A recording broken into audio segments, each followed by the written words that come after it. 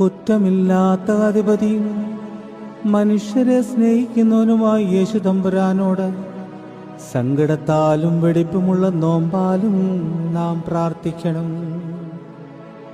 നോമ്പാലും നമസ്കാരത്താലും തന്നോടപേക്ഷിച്ച നിനുവായക്കാരോട് നിരപ്പായ പ്രകാരം നമ്മോട് നിരപ്പാകുവാൻ ന്യായമാകുന്നു.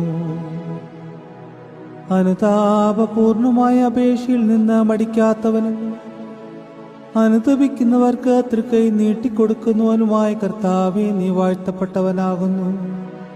നീ കൃപ ചെയ്ത് ഞങ്ങളോട് കരുണ ചെയ്യണമേ. തിന്മയിൽ നിന്ന് ഒഴിഞ്ഞ് വെടിപ്പുള്ള ഹൃദയത്തോടെ വിവേകപൂർണമായ നോമ്പ് നോൽക്കുന്നവൻ ഭാഗ്യവാൻ. ഇവൻ സദാ രഹസ്യമായും പരസ്യമായും ദൈവത്തെ ശുശ്രൂഷിക്കുന്ന വിശുദ്ധ ആലയമായി തീർന്നിരിക്കുന്നു. കർത്താവേ, ഞങ്ങളുടെ നോമ്പ് നിന്റെ അനുകൂലത്തിനും ഞങ്ങളുടെ പ്രാർത്ഥന അനുസരണത്തിനും ആകണമേ. നിന്റെ മനോഗുണത്താൽ ഞങ്ങളോട് നിരപ്പായി കൃപയോടെ ഞങ്ങളോട് കരുണ ചെയ്യണമേ.